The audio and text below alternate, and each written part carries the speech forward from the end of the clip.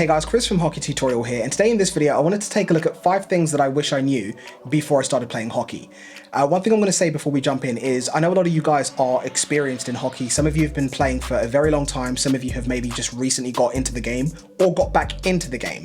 Now, one thing I'd really love you guys to do is comment down below and let me know what the 5 things that you wish that you knew before you started or got back into hockey were, because I know that anyone that's watching this video for experience, maybe they're just about to get into the game or they're in the process of starting, this could be really useful information. So please make sure that you share your experiences down below. And if there's anything that you feel like I missed, also leave that down below in the comment section, because I know that it will be helpful for other people to reference during the video.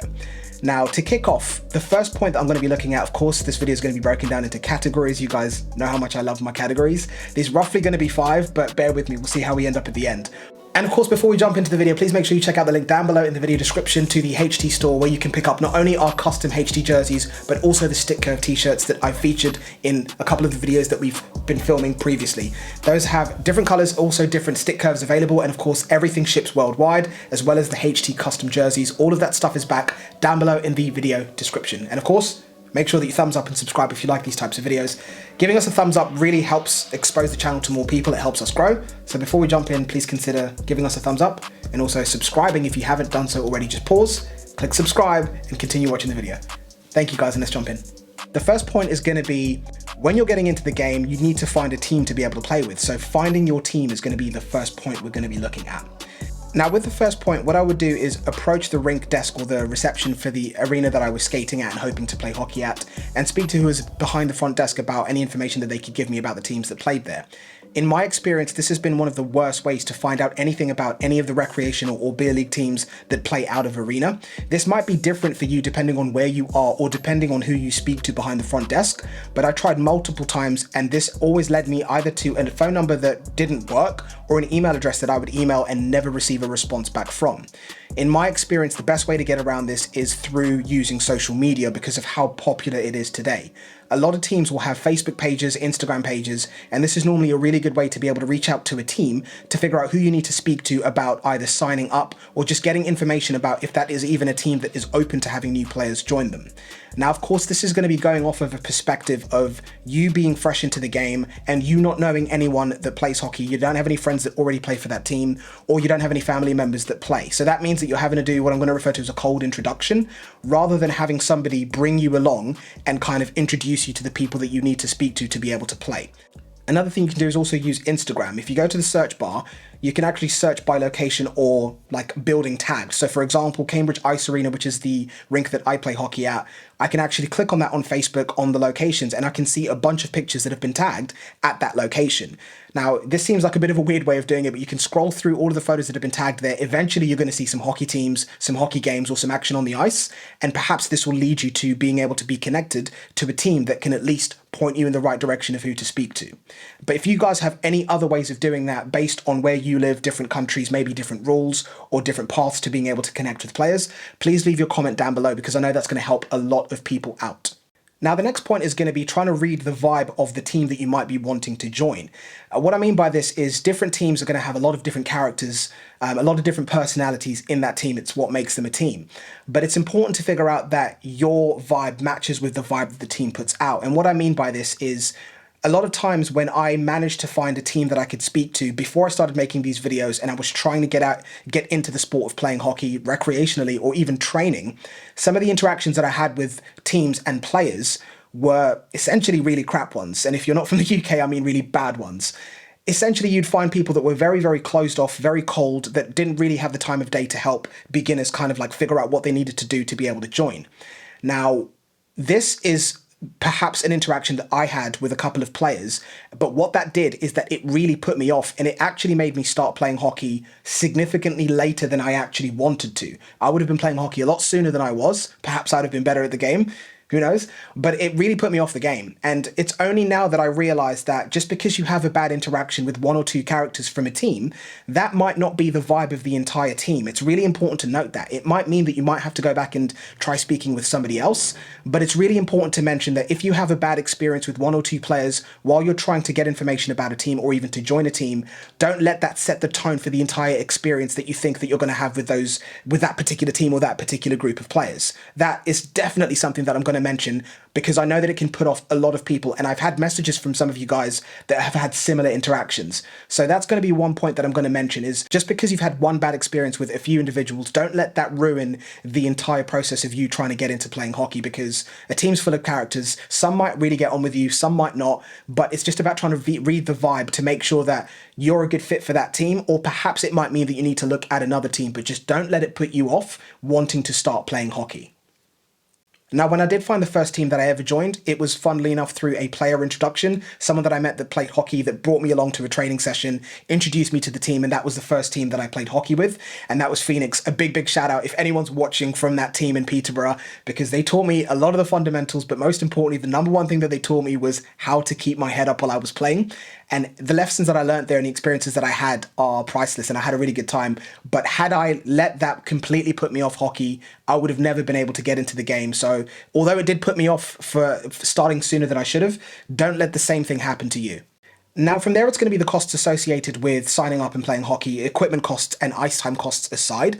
What I mean by this is, in the UK, there's a governing body that controls the beer league or recreational hockey in this country, and you have to pay an annual fee to them to be able to play, so you're insured.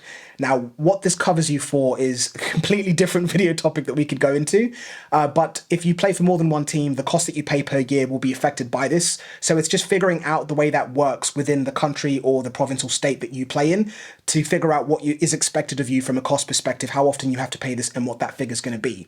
Now, personally, I would always suggest going with private insurance if that's something that is of interest to yourselves, because the organisation or the entity that governs beer league hockey in the UK is absolutely useless at actually covering players that get injured. So I'd always suggest going with personal insurance if that's something that you are concerned about. If you get injured and you're unable to go to work, are you going to be compensated for that? If that's something that you do consider, then go with private insurance as opposed to what you have in the UK. But that's me talking from a UK perspective. I'm not sure how good the cover is in other countries around the world.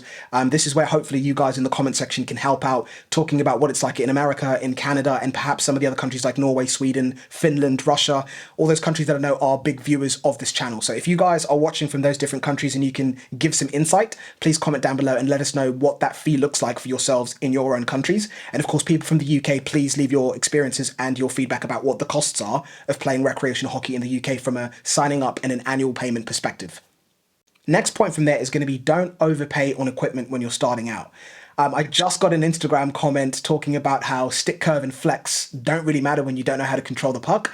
And that is absolutely true. When you're starting out, or even if you've been away from the game for a really long period of time and you're just coming back after, say, a 10-year, 15-year break, getting top spec equipment, getting the best stick and the best pair of skates you can get, of course that does have merit. And I've touched on this in a lot of videos, having appropriate equipment for your build, your performance, and your time that you're going to be spending on the ice from a weekly perspective. But when you're just starting out, figuring out if this is going to be something you're even going to commit to and continue doing, I would always go in as low as you can. If you can borrow equipment, that's actually what I did the first time I played hockey for the team Phoenix in Peterborough. I borrowed equipment off of my friend Josh, who loaned me everything aside from the skates and a stick which I had, which was, I can't even remember what the first stick that I had was. It was maybe an Eastern one, I can't remember. But everything else I borrowed just to see if it was something that I was going to be able to get into. And after you've assessed that, yep, this is something that I want to do, still keep the cost as low as you possibly can. Buy pre-owned equipment if you can. And of course, if you're unable to borrow equipment from a friend, see if the arena that you're training at or hoping to play at has equipment that they can loan you. I know a lot of ice rinks actually do that. So you can just see if this is something that you want to do. And even if you figure out that this is something you want to commit to, you don't need to spend a lot when you don't know what type of player you're going to be on the ice or what type of player profile is going to be ideal for you to kind of buy equipment based around that. That's all stuff that comes much, much later, figuring out which kick point you want, what curve you want. That really doesn't matter when you're just finding your feet on the ice. So borrow or buy used equipment from places like Facebook Marketplace, eBay. Don't be too concerned with what gear you have until you develop the basic skills and of course until you're sure that this is a sport that you want to continue doing. Now, off the back of that, I'm going to mention that I have filmed separate videos that would be very helpful for anyone that's kind of figuring out their way and figuring out what path they need to take to be able to start playing hockey. And I'll link them down below. That's going to be similar to this one, 5 things I wish I knew before I bought a first hockey stick. And of course, 5 things I wish I knew before I bought a pair of skates. In that video, I touch on everything you'll need to know as a player to give you the most important details before you go out and spend money on gear. So just bear that in mind. Don't overspend. Figure out that this is something that you want to focus on and commit to before you go in and visit your first hockey store and get all the gear that you want to get, but definitely don't overspend. Now, when we move away from there, the last and final point is going to be the commitment of hockey. You hear this all the time in the sport. Hockey's not a game, it's a lifestyle, and that is absolutely true, especially from a commitment perspective. More so if you're a younger player who needs a parent or a guardian to take them to the arena for training, for practice, for games, as opposed to being an adult that can take themselves to the rink. Now, what I mean by this is, whether you're playing recreationally or you're trying to play competitively from a young perspective, you need to be aware of the fact that there's going to be perhaps multiple training sessions during the week and games on the weekends that could involve driving across the length of the country. This is definitely a big commitment for any family or any individual, so you have to make sure that it's something that you want to commit to before you jump on board with that. Now, of course, from a beer league recreational player perspective, it's definitely still an important factor because training sessions aside, a lot of recreational teams will also have games on the weekends. Is that something that you can commit to, giving away Saturdays to playing hockey in God knows which city, traveling with your team to be able to play? It's a big commitment. So one thing you want to do going into a team after you've kind of crushed the 4 points above is figuring out what type of commitment your team expects from you and vice versa. Are they going to expect you to attend every training session, every scrimmage and all the games on the weekends? Or is it a more casual team that you can kind of just turn up, randomly play, leave, turn up, randomly play, leave? It's really important to figure that out so your team knows what they can get from you from an expectation perspective and vice versa. Because of course, although it's recreational, these recreational teams out there that I've played with or seen play that could easily play semi-pro in some countries. So the commitment and the responsibilities of the players and also the general level of what they expect from each of their players could be different team to team. So you definitely need to keep that in mind. And going off of the back of that, it's also going to be a commitment from the perspective of the training times. Notoriously, recreational teams train during the week late at nights. Do you have to be up the next morning after getting home at maybe midnight or 1 a.m. after a training session and you've got work the next day? Is that something that you can commit to long term? Is it going to be sustainable?